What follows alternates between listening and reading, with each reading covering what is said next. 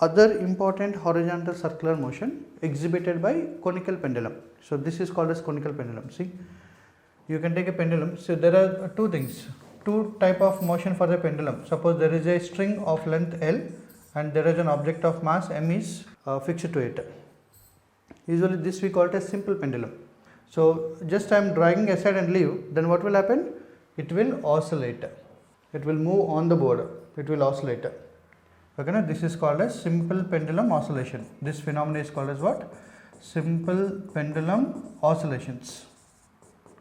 But here in conical pendulum, what we are doing is, now you project the particle with out of the board. Suppose if you project particle out of the board, something like this. Okay, now if you project the particle, it is tilted by an angle theta. Now it is tilted by an angle theta. We are not leaving. If you leave, then what will happen? It will oscillate. If you are projecting with velocity out of the board, some velocity, then it will go in a circular path, something like this. So the pendulum will rotate something in this way, horizontal circular path. The height of the particle does not change. See, height of the particle is not changing. So now this we call it as what? Conical pendulum. This type of motion is called as what? Conical pendulum. Then in conical pendulum, how to calculate the things? Let us say, see what are the forces acting on this conical pendulum. I am taking something like this. This is the conical pendulum of mass m, length L, and how much angle it is making with the vertical. It is making with the vertical at an angle theta. It will go in a circular path. And what is the radius of the circular path? Radius of the circular path, let us say that this is the radius of the circular path. Radius of the circular path is r. So obviously exactly center would be this. This conical pendulum is very important comparatively IIT JEE. So different things also will be involved in the conical pendulum. But we are just going with the horizontal circular path of the conical pendulum here. Now what are the force acting on the pendulum? Obviously mg will act. And what the other force is acting? Other force will act tension. Apart from these two forces, no other force will act. No air drag, nothing. How the mg is acting? Weight is acting downward. Weight is acting downward. So this weight does not contribute anything towards the centripetal force, because exactly it is acting perpendicular to the line joining the object and center. See, that force is acting exactly perpendicular to the plane of circular motion. So that means this weight won't include in the centripetal force, or this weight nothing to do with the centripetal force. That means weight force is not at all responsible for rotation of the particle. Am I right? So I was keep telling in circular motion that if a particle has to go in a circular path, there should be centripetal force.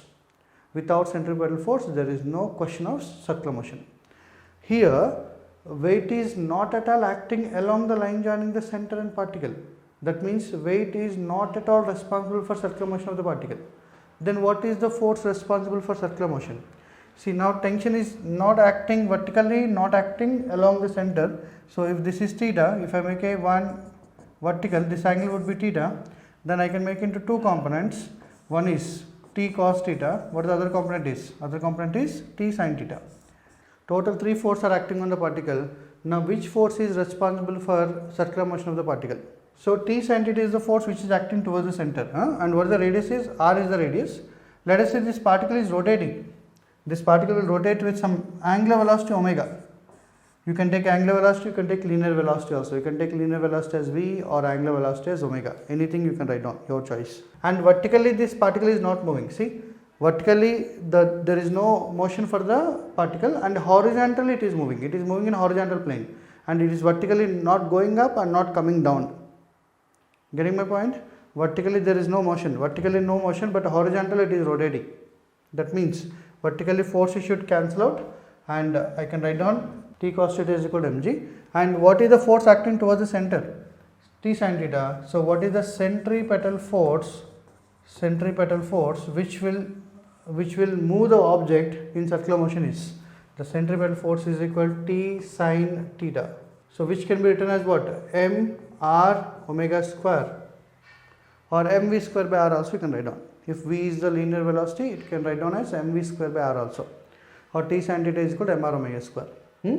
So t sin theta is equal to mr omega square, t cos theta is equal to mg. These are the two relations. With these two relations, you can solve anything whatever they are asking in the question.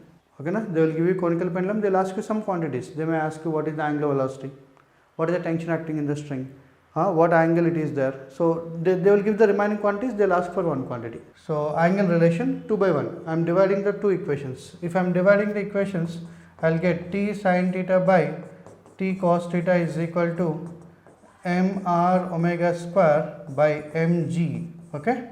Then tan theta is equal to, what we can write down, r omega square by g. M cancel out, r omega square by g I can write down. So if this is the theta value, then what is the tension value? From first and second equation, can you find out the tension acting in the string?